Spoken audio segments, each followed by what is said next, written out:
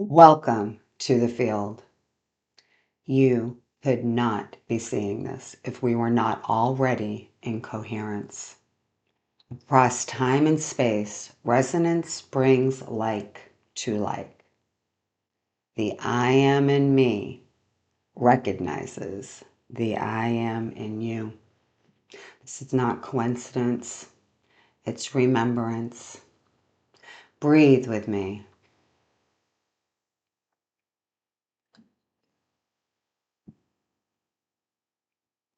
Feel the field, harmonize.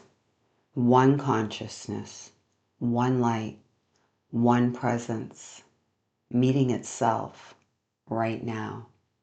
Welcome to Sovereignty Arc.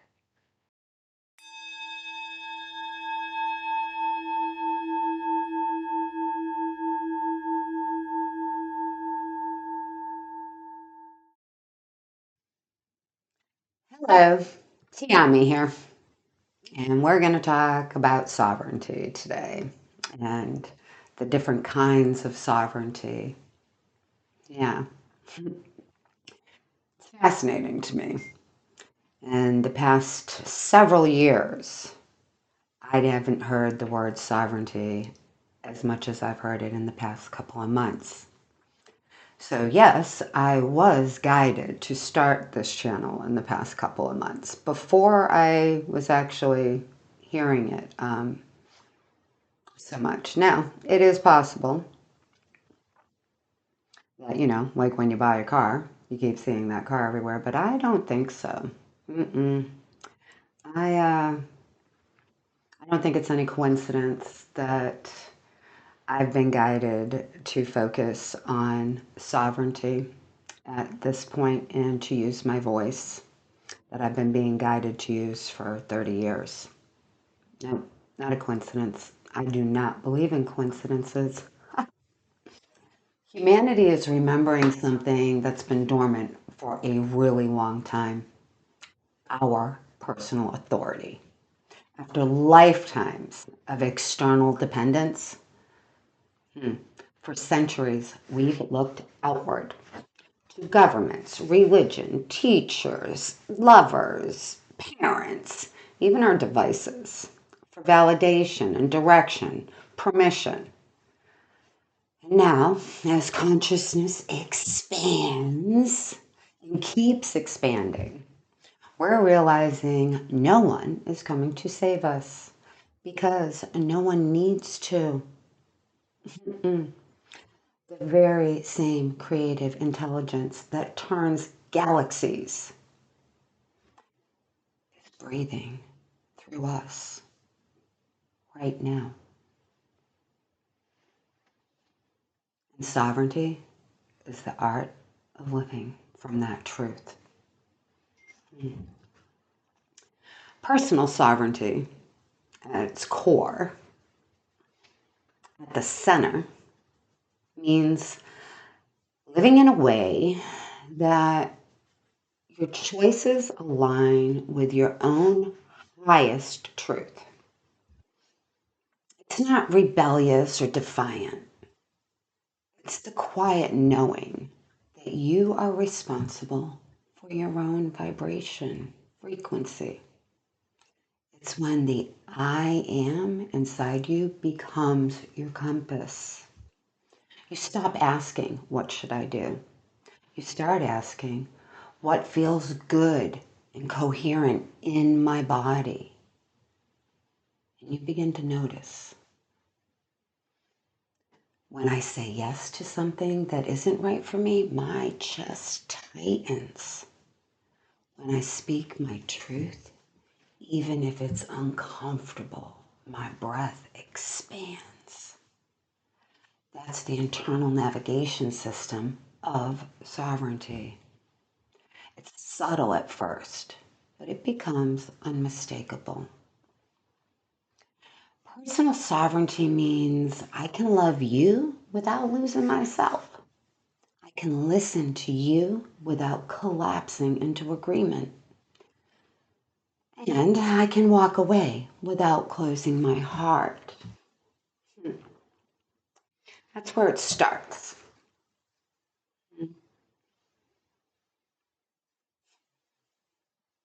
Now, let's move on to energetic sovereignty. Every one of us has a field, a magnetic signature that records our emotions, memories, and intentions. When that field is clear, life flows. When it's entangled, life feels heavy and confusing. Energetic sovereignty is the practice of keeping your field clean and coherent. It's realizing that empathy doesn't mean absorption. You can feel another person's pain without taking it into your nervous system. We mature from empath to alchemist. We stop rescuing people energetically. Why? Because we come to understand that interference can block their lessons and their growth. So when something doesn't feel aligned, instead of cutting cords with anger, you can simply state, all energy between us is now balanced and complete. Yours fully with you, mine fully with me.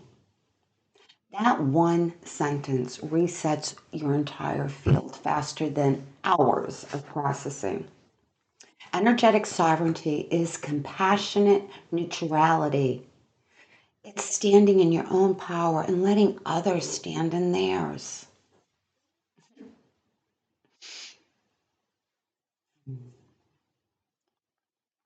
Emotional sovereignty, the body's wisdom. This one lives in the body. It's learning to feel everything deeply, honestly, without letting feelings drive the car. Emotions are just energy in motion. They arrive to be experienced, not obeyed. That's important. When we are unhealed, our emotions were waves that knocked us down and around. We reacted, projected, apologized, and repeated. But as we become emotionally sovereign, we learn to surf those waves instead. We allow grief to move through and we breathe anger instead of exploding it. Yeah. Yeah, that's a great learning curve to finally reach. We let joy expand out without clutching it. It's not about suppressing emotions, it's about no longer being possessed by emotion. And one day you realize compassion has replaced codependency.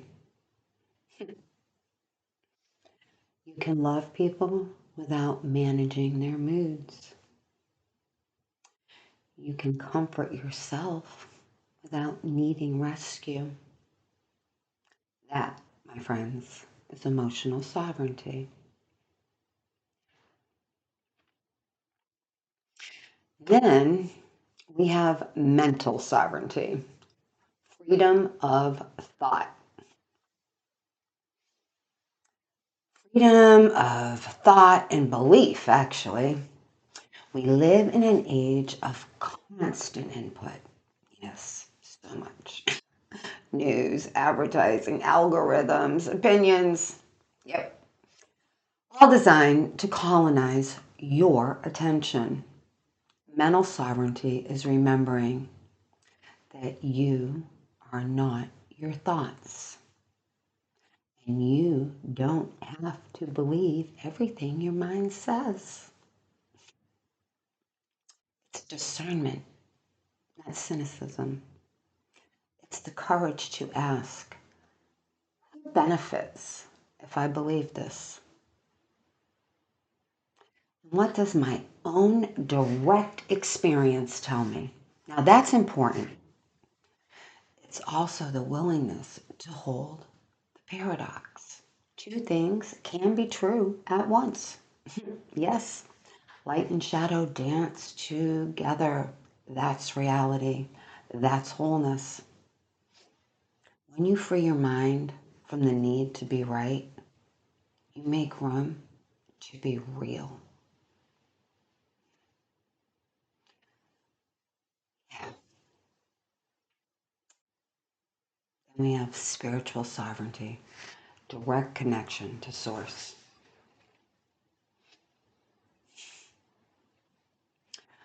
When we reach the layer that anchors all the others, spiritual sovereignty, this is where you remember that you don't need a middleman between you and the divine. You are the temple. You are the priest and the prayer. You are the conduit through which Source experiences itself. Teachers can guide, traditions can support, but ultimately, the voice that matters is the one inside you. Spiritual sovereignty is the end of spiritual outsourcing. My friends, it's when devotion becomes co creation. You stop worshiping the light and you start being the light. You no longer chase connections, you radiate it. You live in dialogue with life itself. It's beautiful.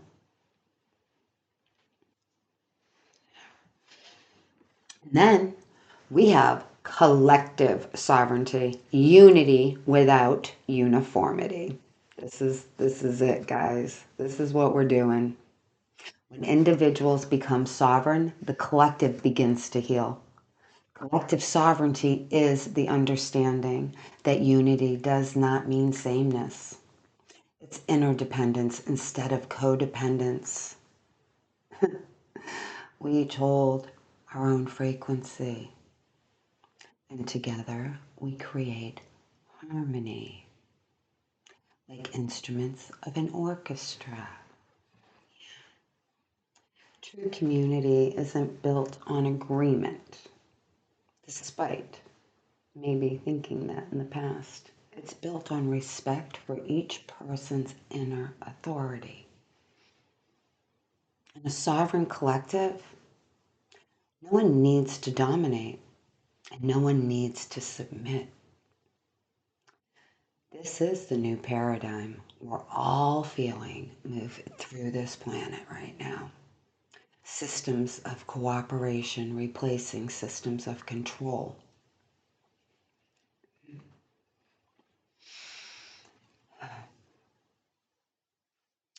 Practical sovereignty, embodiment in everyday life. Now, what does all of this look like? When you're paying bills and raising children and feeding pets and, being neighborly. That's practical sovereignty. It's choosing how you spend your time and energy, how you spend your money from alignment instead of fear. Financial sovereignty isn't about hoarding wealth. It's about trusting flow and being a responsible steward. Bodily sovereignty is honoring what you put in, how you rest, how you move, how you express. Time sovereignty means realizing that attention is your most valuable currency. Thank you for giving your attention here. Where your focus goes, your life flows. Every no you speak from alignment creates space for a truer yes. And the most practical sovereignty of all. Presence. Because when you're fully present, You're not manipulated by the past or the future. You're right here, right now. Integrated sovereignty, wholeness embodied. This is where all the levels, personal, energetic, emotional, mental, spiritual, collective, and practical, merge into one lived awareness. You no longer have to talk about sovereignty because you are it. You move through the world as coherence itself. Your very presence regulates the space you enter. People feel calm around you without knowing why. Integrated sovereignty is love grown up. Love that knows itself as free. It doesn't need permission. It doesn't need a platform. Mm-mm. It simply is. Yes, indeed. And that's what the planet is asking of us right now, to remember who we are, to live awake in the body. Yes, in the body. We are grounding this to embody heaven on earth, not as a concept, but as a conduct.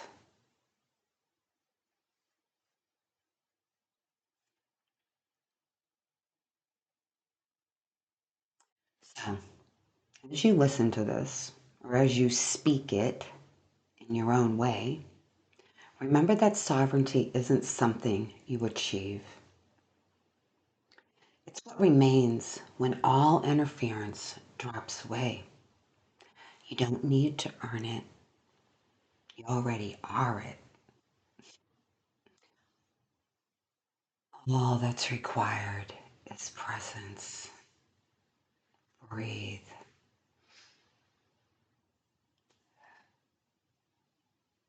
Trust in your own rhythm. The same source that choreographs galaxies is choreographing your next inhale.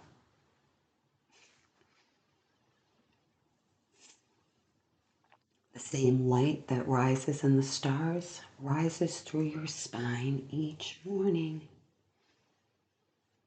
Breathe into that. Feel it in your bones. Let it become your way of moving through this world. Because that is sovereignty remembered.